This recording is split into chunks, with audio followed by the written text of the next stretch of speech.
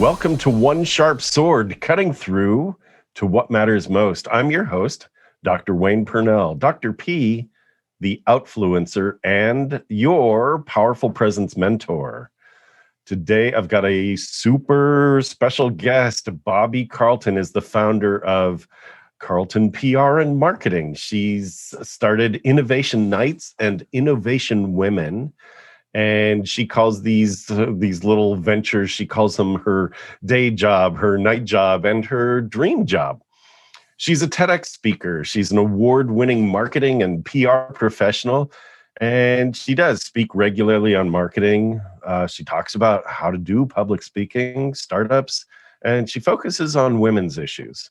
She's been a business leader, a global PR leader. She's taught positive role modeling for preteen girls, which is so important these days, especially. She's won numerous awards for her work, and it is a pleasure to have on the show. Welcome, Bobbie Carlton. Thank you so much for having me. It's so nice to be here today. Yay. So how'd you get to be such a, grand poobah queen of the PR innovation public speaking world? Not all of these things happened at the same time. It's a linear process. You don't go into it saying, I'm going to do all these things. And, oh, by the way, acquire a couple of companies along the way too. So yeah, you just happen to acquire a couple of companies. So where did it all start? How did you know that you wanted to do PR, for example? It sounds like that was your first foray into kind of the public touch. It's interesting. I actually started out on the journalistic side. So I started with working for a newspaper. I worked in radio, as you can probably tell. I went to school for broadcasting, and along the way, I had a great public relations teacher who taught a great class. And on top of that, I got some experience actually working in public relations. And I have to admit, as a journalist, it was always one of those things that I said, those PR people, they know what's going on and they're not telling me. So there is nothing more annoying to a journalist than not knowing. And so I'm like, you know what?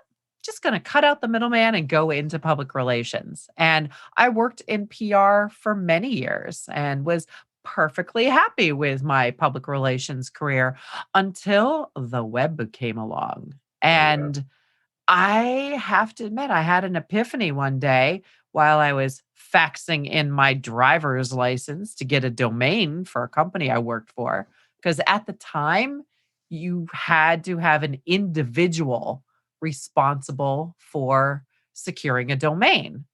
And I said, well, if I can do this on behalf of my company, anybody can do this. And, I just kind of extrapolated out worst case scenarios. And oh my God, if I can do this, anybody can do this. And the media is going to die. Now, a little over dramatic. The media is not going to die, but they certainly had some tough times because now anybody can be a publisher. So I got into more digital marketing and web-based work, and things kind of rolled on from there. That's huge. Most people would focus on, well, what can I do? Like, I'm supposed to do this. I faxed in my license. I've got my domain, and they stay in their lane. And you saw the lanes that were being created, and you took a global perspective. You went high with this, and you went, all right, so all of these domains are being created. What does that mean to the industry? And I think that's a thinking style that not too many people have. So that's awesome. Have you always had that? It's funny. I tell that story occasionally, and every once in a while, somebody raises their hand and goes, "It's all about you, right? How is it going to impact you?" Like, maybe. I do find that, most of us don't think about ourselves as individual representations of groups. And I do tend to look at things and say, okay, I'm a mom, I'm a household head, I have a partner, I have a family, I own a business. And so I think of myself as a representative of a particular group. And if that group is big enough, it will impact the world. That's awesome. That's awesome. All right. So I'm going to link back to something that I've got going on, which is the Starts With One movement, right? Which Hmm. is all about one individual can make a huge difference. And what you've done with that is you've said, well, I can make a difference as an individual, as a representative of a group called moms, as a representative of a group called parents, as a representative, right? And so your groups are actually cohorts, which is awesome. And from there, it's how do you make a difference? What ripple effect can you have? And you've taken it on to say, well, if it means starting a business around this, so be it. I'm taking it on. That's bold, right? That's Well, it badass. wasn't so much bold. The reason I started my own businesses is in 2008, the startup that I was working with at the time ran out of money. And what happened then was, well, there were no jobs. If you recall, 2008, tough time economically, there were no jobs. So if I was going to put food on the table and pay the mortgage, I had to create my job. And that's when I started my own business, which just a little side detour in the conversation. Yeah. My dad was an entrepreneur, but it literally never occurred to me that I could own my own business and that I could run my own business. And I don't know if that was a personal blind spot or an impact of I saw very few women owning businesses at the time. What do you think the story was that you were given? Like when I grew up, it was my dad was also an entrepreneur. He was a dentist, but also owned multiple businesses. And and his message to me as well as to my kids was pretty forceful, and that was you should own your own business. You'll never get anywhere. It was almost like that. You'll never get anywhere unless you own your own business. And for so long I actually pushed against that because the message was so strong. What do you think the message was for you, that it became sort of a blind spot? Or like, was there a should, like you've gravitated into women's issues, and I'm just wondering if, you're a girl, girls aren't supposed to, like, Mm, was that ever a message? No, not really. I mean, I think there was more you can be successful working for somebody else. And I will fully admit, my dad's businesses were not always super successful. And, he was an engineer, he was a designer, he was definitely following his passion. Most of his businesses were oriented around racing and cars. He designed race car seats. He designed sunroofs for race cars and for sports cars. And he designed appearance parts for subcompact sports cars. And so, I mean, very specifically, everything was kind of car oriented. And Sure. we grew up around the racetrack and stuff. And there were multiple businesses, which, to me was always a signal that the last business was not doing so hot. So let's move on to another one. So I probably internalized that as a entrepreneur. Entrepreneurship is scary. Entrepreneurship is not necessarily a path to riches.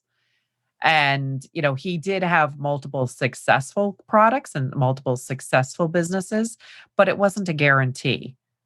And I think I got the message, that, working for somebody else was secure. Working for somebody else allowed you to be paid and not have to worry about some of these things. I admit fully, Insomnia are us. And, there are days when it's like the 2 or 3 o'clock in the morning. I'm still thinking about solving this problem or that problem. I love that. Right. And it's a huge, I'm just going to point out, because part of cutting through to what matters most, part of the one sharp sword ethos is to get the leadership messages that come through a person's story, right? And what you've basically said is that you got kind of a double message in growing up. And it's like, there's this great opportunity, but it's at the risk of your security. And I think that's huge, because that's the reality. The truth is, you want to get something big, you need to let go of the rope you're hanging on to grab the next rope, right? That I've heard it called like the monkey bars cross or the vine swing. And it's like, yeah, you've got to let go of what you had. That's not a very secure feeling. At the same time, the opportunity, once you let go of what you had, is gigantic. I mean, for you, you didn't accidentally decide, well, today I'm acquiring a company, and there's another company I'll just take on. That wasn't an accident. You did have sleepless nights. You did have to weigh the possibility of loss against opportunity, and you move forward. Can you talk about that just a little bit? Yeah. So I started out with consulting. So Carlton PR marketing was basically me hanging up a shingle. And then Innovation Nights was the second company that I started. And that was designed to give my public relations and marketing business a sandbox to experiment with. Just a helpful hint. Clients not really a big fan of you experimenting on them.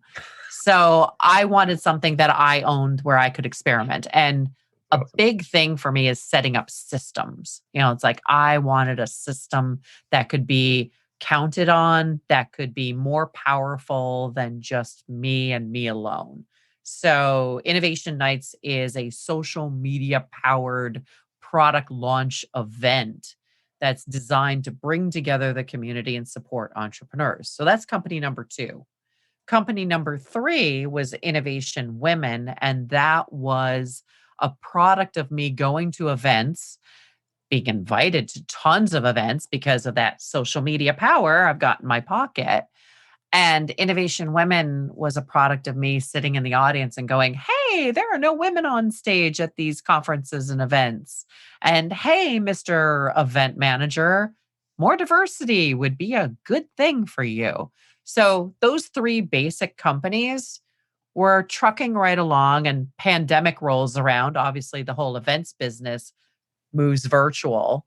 And Innovation Women, we focus more on bringing virtual speakers to the marketplace and transitioning our speakers into virtual roles.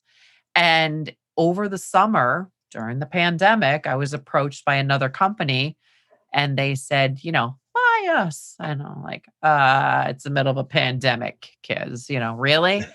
But it made perfect sense. This was another service, a research service for speakers. I'm like, oh, I've got all these speakers.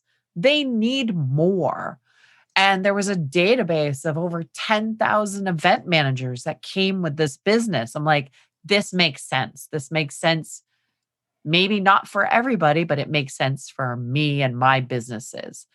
And then the second company who, popped through the door going, hey, hi, we're over here. That was a magazine for women entrepreneurs. Like, the layering, the additive aspect of these businesses 100% makes sense. They might not make sense as a standalone, but they make sense together. That's awesome. And that's how you built the Bobbie Carlton empire. You are not the only person who calls it that. My whole team uses the word empire, and I'm like, we're not empire building. And they're like, empire? Like, no, stop it. So, I mean, maybe you have some personal work to do around that word because, hey, how many businesses have you bought, and how far is your reach? It's getting bigger and bigger. It's not like you're such the shy, retiring type, Evil laugh. Exactly. Good for you. I love this. So talk a little bit about the lessons. I like to go back to, that's awesome. Along the way, you just happen to buy a company. Along the way, this other company comes to you and says, buy us. And most people on their climb, they fall down, they skin their knees, they get back up and they go, this isn't for me. I don't like it anymore. Or, you know what? That scab that turns into a scar makes me who I am. And I think that's more of who you've become. It's sort of like, well, I learned from this. And what I learned is, look how big I can be. Look how many people I can touch. And I mean, one of the reasons that I've invited you here is because it's not about look what I can do, but it's more about look who I can serve, right? Anybody that comes onto the show is about service. And that's why we're talking. Right. It's interesting. I think one of the communities that I service is also the people that I employ. And the people that I employ, I want to make sure that they have growth paths. I want to make sure that they have, they never get bored. But I also want to make sure that they have new and interesting projects to work on. And I want to make sure they're challenged. So some of the let's buy these different things is also about what I can offer my team. That's sweet. That's really sweet. There's a saying out there that's like I forget who said it. You might know, train them so well that they can leave, treat them so well that they don't want to. Oh, I like that. I'll have to go look that up later. Yeah, it's really solid. Most employers, I've done my fair share of business consulting over the past 3.5 decades, and most employers are they're either employee centric, team member centric, and you used the word team, which is awesome, versus staff, which sounds like some infection, right? So your team members, right? So that's awesome. So treat them so well. I'm telling them you said that, just so you know. I'm telling them you said that they're a staph infection. No, I'm saying that you never treated them that way, right? So that's awesome, right? So most employers will talk about their staff members, my staff or my, and you use the word team, which is really important, I think. Just verbally and conceptually, I think it's really important. And some employers will think of their employees as 100% replaceable, which any of us are at any point, except for the unique value that we bring, right? And so somewhere in there is, well, how do we get that unique value from each individual? And how do we, as unique individuals, show up? And I think that's what you've just been talking about is, you do get the best out of each team member from them as individuals, not I've got this group and I'm going to feed them the next sugary thing for them to get really hyped up about. And then they go on to this thing. It's like, no, this person can bring this person can bring that, this person can bring this together. It's pretty great process and a pretty great project. And that's awesome. I think it's stew. It's stew. You make, now we're talking Soylent Green. This is awesome. It's people. Who knew we'd go here? I love this. I had a feeling. Did you? Yeah. Awesome. I had a feeling this was going places I don't usually go. That's awesome. Welcome to my world. And I very seldom will go to, but that's how I think. So welcome to my world. Talk a little bit about other lessons that you've had along the way. It doesn't ever, when I talk to you, it doesn't seem like a climb. It seems like a natural, it's almost like, and on this nature hike, we're going to see this, and look how, right? So a lot of people talk about their climb to success.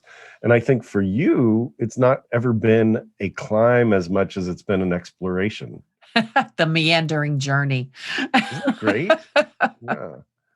Yeah. It's interesting when Lioness is the name of the magazine that we bought. And Lioness for the female entrepreneur is the tagline. And when we took it over, I knew about Lioness from the beginning. They started around the same time that Innovation Women started. And we had a really nice relationship. We were servicing a lot of the same community. And now that I'm responsible for Lioness, and I do regard it as a responsibility, I could not let this thing go away. And the responsibility now is mine of figuring out everything from what's its mission, what is its target market, who does it serve? And it serves the women who are right now reeling a bit from the pandemic.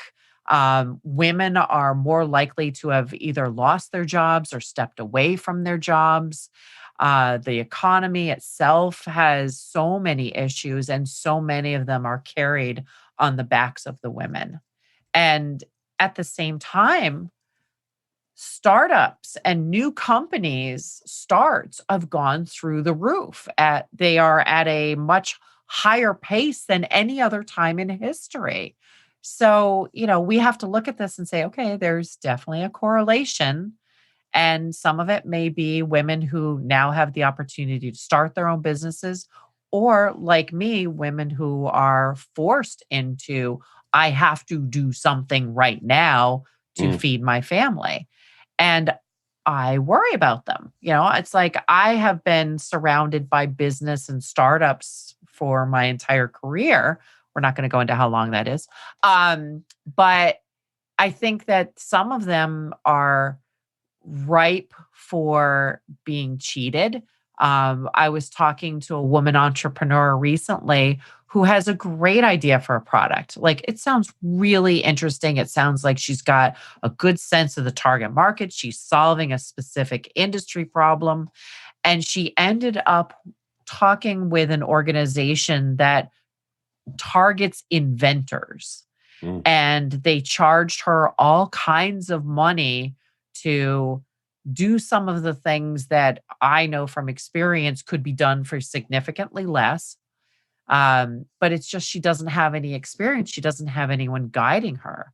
So I'm looking at Lioness and saying, this is the time when I can put in place a trusted source for these entrepreneurs who might not have this access. I can make it all about the startup journey and the entrepreneurial journey specific to women, and get them the information they need to make better decisions as they go along that journey. They have to make so many decisions day in, day out when they're on this journey, and they could always use a second set of eyes, a trusted advisor, or somebody to inspire them to get to that next level. I think it's amazing. I think being protective is a beautiful trait. What are a couple of things that you, like the first kinds of things? Oh, that's not the mug you were using before. You just picked up your coffee mug. There you go. This one? So there's tea, and then there's water. Large amounts of water. I love that. Because I'm in this chair a lot. There you go. So for the listening audience, those not on the YouTube channel, Bobbie just picked up a jug that is probably 4 times the size of someone's head. It's amazing. Anyway, and you get activity points for getting up out of your chair after drinking that much water, because partly from hefting it, but also because there's no way you can drink that much water and sit still. So back to this. I love this. Thanks for just playing in my playground today. This is so good. The question I have is, men, women, I mean, there are enough kind of sand traps out there. There are enough kind of places to fall into quicksand, right? It's, we always thought that was going to be an issue, from old movies, that we'd be wandering around and quicksand would swallow us up. There are enough pitfalls to avoid. What are some of the first ones that you help guide people away from? Like, if you were to shine a light down a path, what would be some of the first tips you would offer? I think one of the things that a lot of people who are immersed in reading about entrepreneurship and startups fall into is they think there is a need to create every company to be funded by venture capital, and they have to put together a company that is ripe for investment. I would suggest that those people need to take a look at the numbers. Number one, particularly for women. I mean, women get a tiny, tiny, tiny, tiny fraction of the overall venture capital money that men get. I mean, we're talking 3% for women-founded businesses. Wow. 80% of businesses that get venture money don't even have a woman on the management team. Yeah, I'll let that sink in. It's like 80% don't have a woman on the management team. Ouch. So that means that women are, at a severe disadvantage when it comes to getting investment. Then there's the numbers around what percentage of companies actually get venture money. And that number is very, very tiny. So I would always suggest that people look at creating companies and building companies where they get their money from customers. They have customers, and those customers pay them money. Don't start off building your business for investment. Build your business to solve a problem. Build your business to make a customer happy. Love that. Right? I love that. Right? What it goes back to the very basics. What problem are you solving? Mm-hmm. You want to get into business. What are you doing to help people? Or is it just buy my stuff? Yeah. There's a huge amount of people that are creating business plans and pitch decks and all these things. I'm like, what have you done to actually solve your customer's problem?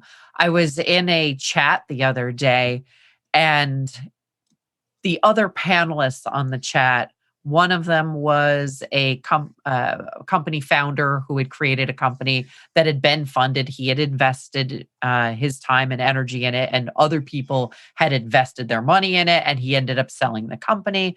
There was a venture capitalist on the panel, and then there was an incubator leader. And they were talking to an entrepreneur who was having a little bit of a struggle with determining who his top priority should be in customers. He's like, we can serve all of these different markets, but I don't know who I should focus my attention on. Like, okay, I have a two-sided marketplace. I understand this. And I'm listening to the venture capitalist try and give him direction. And I'm like, why are we talking about this? So finally I broke in and I said, okay, time out. I'm going to give you an entirely different way to look at that. And of course, everybody's like, ooh, okay, listen to me, dude. Who gives you money? Who pays for your service? And he's like, oh, it's these guys. I'm like, well, that's who you should focus on. And it's like the venture capitalist is like, well, this is an attractive market and this is, I'm like, no, who gives you money? Let's start there, right? Start there. That's so great. What problem are you solving? And who's going to pay for it? Start there. That's awesome. Follow the money. Back to basics. What I want to get back to something I asked a little bit ago, and it's about your personal journey. Like, what lessons have you specifically learned on your, what did you call it? On your meandering journey, not your climb to success, but your meandering journey. What lessons have you specifically learned for yourself? Marry well. I'm not kidding. That's awesome. So what I have done and what I will do in the future is not necessarily determined by me, but what myself and my partner can do. So my husband, adore him. He's a musician. When we first got married, he was working in the financial services sector. And he had a job while I had a career. And when it came time to have kids, he's like, I will stay home with the children. I'm like, okay, that's great. It's like, it made perfect sense too. I earned more money. I had a high paying corporate job, and he was not happy in his career choice because it wasn't really a career. It was how he made a living. Mm. And so kids came and he stayed home from day one with the kids. And there was always somebody there to pick up kids, take them to the doctor. Somebody was sick. He was home. And I was able to do the things that I needed to do to climb career-wise and now business-wise. And, over time, as the kids got older and didn't need to be, kept alive every 2 seconds, he actually joined me in my business. And, he now works for my companies. And I swear, number one, I don't know how single parents do it. And I also don't know how 2 working couples do it, because you're constantly having to catch this falling thing and put out this fire. So I think that a lot of it comes down to marry well for the life you want to lead. Now, we kid around a little bit and I'm like, I could have married better because I could have had somebody who had a big fancy job and brought in benefits. Yes, it would be good not to have to pay for those. But the reality is I wouldn't be able to do all the things that I do. That's cool. So for those that have, married already, or for those who are single, the lesson that I'm getting is some kind of partnership where you feel supported, right? Yeah. Where there's, whether you marry that or you engage in some partnership or you hire that, you need to have, right? You need to have someone who's going to be attending to some of the details and point them back out to you. Someone who can catch. It took me forever. Now, in my world, my wife is super supportive, but she's got her own career path, right? So she and I are in different parts of the work at home world. I've got my studio space. She's got the downstairs, right? So, and we stay out of each other's way.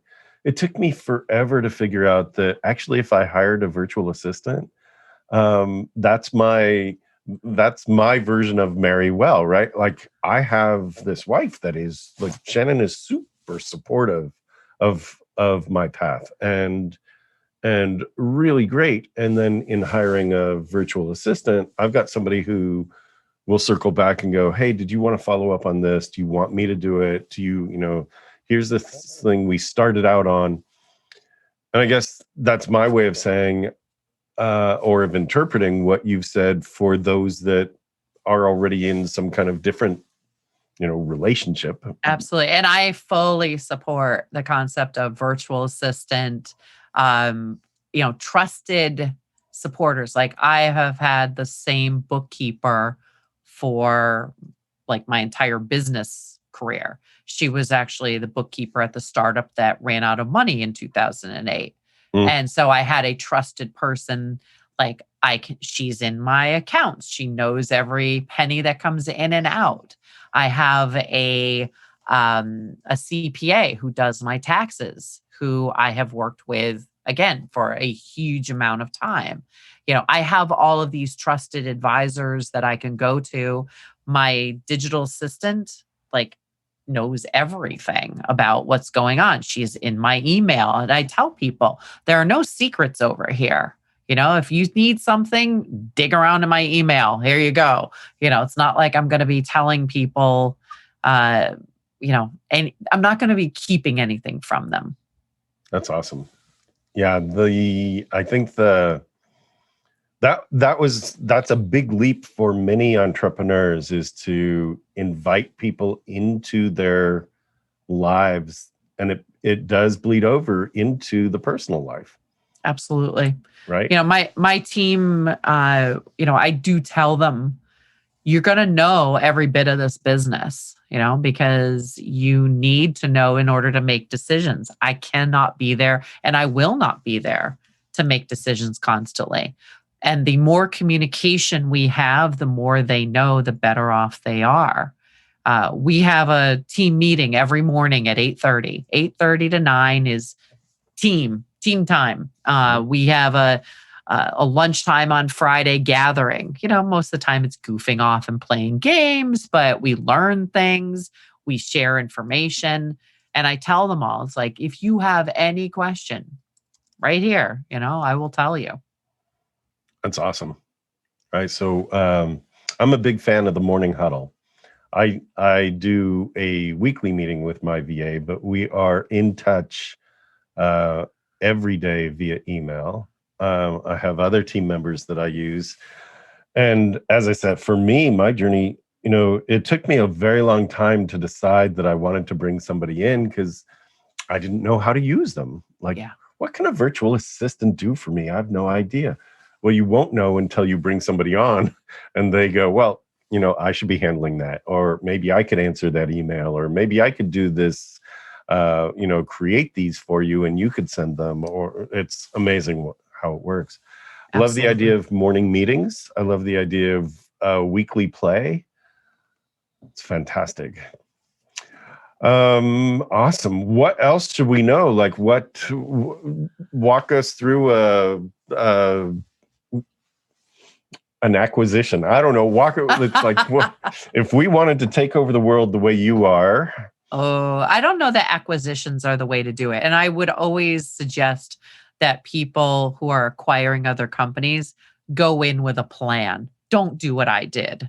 It's like what I did was people came to me with things that fit into my business, and kudos to them. I mean, they saw how it would work, and they knew that I would be open to having a conversation. I think both people that came to, or both groups that came to me with companies, were looking to perpetuate the company to keep the staff employed. They were looking at it less as, I'm going to walk away and be set for the rest of my natural life. Mm-hmm. But they were looking at it and say, I created this thing. I would like to see this thing survive. This thing will survive when it is incorporated into something bigger than itself. That's huge, by the way. For those that own companies, there's a thing called the founder's dilemma. Are you familiar with that? Yeah, you are. Right? So at some point, if you've started a company, you have to know when to back away from it. You have to know when to give the leadership to somebody else, even if you're still involved. The founder's dilemma is something I've seen many companies with aging leaders, and they still want to hold on because, they started it and it's their company. And the world has changed, and they're still doing business the old way and not recognizing that their opportunity is slipping away because they're still doing business the way they did decades ago, right? Yeah, I think that that's a really good thing to think about as you build businesses. And when you're hanging around the startup world and with venture capitalists and angel investors, a lot of them advocate for considering where your exit is. I'm not sure it's, the same conversation, but I do think that as you build a company, you need to make certain decisions about whether you are building a company around, for example, a cult of personality.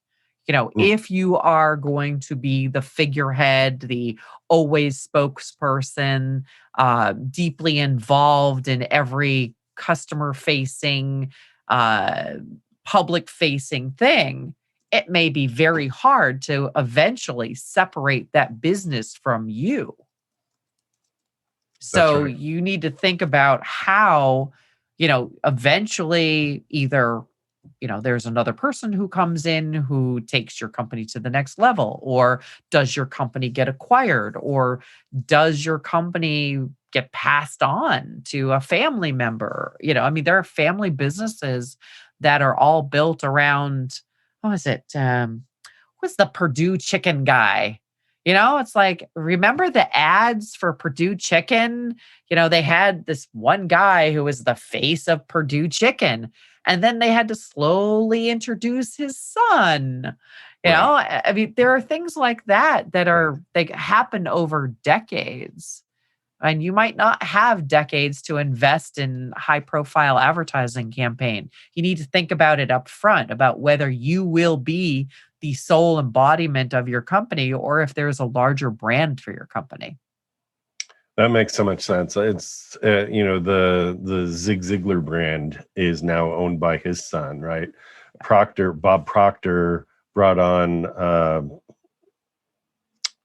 starts with an S, Gallagher, Sandra Gallagher. I can't remember her first name, and it's the Proctor Gallagher Institute now, right? So there are people out there that have been the name that have started to incorporate others, and the Purdue chicken guy with his son. Awesome. Right. So at what point, if you're the central figure in your business, at what point is it carried forward? Yeah. And I That's a think that's hard important, thing. right? That's a really hard thing to manage, especially with your team. I started innovation nights and, very quickly, I was the host of it. So everybody saw me at the event all the time. And after a while, I was like, I can't do that and run Carlton PR marketing. And I started Innovation Women. I can't do all these things. It is a physical impossibility. So I have to have somebody who runs innovation nights. And, I spend a lot of time with this person, kind of pushing them to think about hosting and stuff. So we made small steps over time when we were still doing the physical events, where she would do the meeting with the entrepreneurs and she was the person who was going into meetings. And it was a growth opportunity for her because she was never a fan of public speaking. But it was also a way for me to step back from the business and let it grow beyond my capability. Amazing. Amazing. I'm going through some of the things. I've been taking notes along the way, right? And um, a lot of the lessons that have come up, a lot of the things that you've cut through on your journey, um, is is how do you serve those that are being taken advantage of? Like, you've been a champion of people who have not had the biggest voice in the world, which is, in this case, it's women who have been taken advantage of in the business world in so many different ways. And I think that's fabulous. You and I met in the Forbes Business Council. You've started just because you can't help yourself, you took over the Force Speakers Group, which I'm a part of. So that's awesome. And along the way, like you talk about build your business to solve a customer's problem. You talk about grow team members, and I think that's very much overlooked, right? The idea of, because like, it's one thing to say, well, it's important to grow your team members, and it's another thing to know you're doing it deliberately because you can't physically or mentally, right? You don't have the capacity to be in all places at all times. You can't. This is bringing it back to where we started. It is all about me. No, but it is. You have to make some of these decisions Yes. for practical purposes. Yeah. And, they do stem often from very practical things, but they are good for the business as well. And you talked a little bit about how I want to say I was a champion for underserved and under-recognized entrepreneurs. When I started Innovation Nights, it was building up a community around the startup world. And some of those people were entrepreneurs with ideas who didn't have their own community around them. I think a lot of people who are often very successful with high growth startups have a community that they can draw upon. And often that community is a very privileged community. It's like, well, friends and family funding got me to the first step. And then I got angel investment and then I got venture capital investment. Well, friends and family, oh my God, who can go to their family and ask for tens of thousands of dollars that you might never see again? That's a very privileged family. That's a very privileged group of friends. So if we are, as a society, going to be able to tap all of the expertise, all of the innovation, all of the ideas of our entire population, we have to make sure that everybody has the opportunity to bring innovations to market. If we're going to cure cancer and make sure that our planet doesn't blow up, there's somebody out there with the answers who may or may not have the right community to support them. They might not have the circle of friends that could fund them to the first stage. They might not have access to a family that can pick up the phone and get them an audience with the right investor or the right media person. So, we have to make sure in order to survive that we democratize entrepreneurship so that the best ideas have their opportunity in the marketplace. That's fantastic. That's fantastic. I am writing as you speak, and so that's it's amazing, right? So we need to make sure that everyone has the opportunity to bring innovation to market is a huge statement. And there's someone out there with answers without access to the right community. That's another quote of yours that I wrote down, and it's fabulous, right? How do we get the community? How do we build the community? And or how do we even just open the door to those that say, I may have something to contribute here, but they don't even know where to start. And I think that's a big part of what you've been doing. And, that does come back to you, right? That's why you're here. That's why I invited you here, is to spread that voice of, look, it is possible, and that you have resources that others might need. That's fantastic, Bobbie. Thank you. Thanks for having me. It's been good conversation. It has. This is awesome. So I guess the big questions at this, I'm just looking at, just like a couple minutes ago, I looked and we were, half an hour ago. It just seems like, bang, that's gone. All right. So we're coming up on the close of our time together. What, if people had questions or wanted to reach out to you or your team, because your team is in a place of at least triaging and guiding to the right answers, how do people find you and all that good stuff? Yeah, I always tell people I'm so easily Googleable. So, if you Bobbie Carlton and you end up at some of the many things that I've created, but innovationwomen.com, carltonprmarketing.com, Mass Innovation Nights. So any of those places, Lioness Magazine, come and visit Lioness Magazine. That will be one other place to find me these days. All right. The links will be in the show notes. That's awesome. Bobbie, Thank you so much for being here, for joining me, Absolutely. for making One Sharp Sword another interesting place to be. Thank you. Yay. All right, this is One Sharp Sword. I've had Bobbie Carlton as my guest. This is Dr. Wayne Purnell, Dr. P. You are listening to One Sharp Sword, cutting through to what matters most.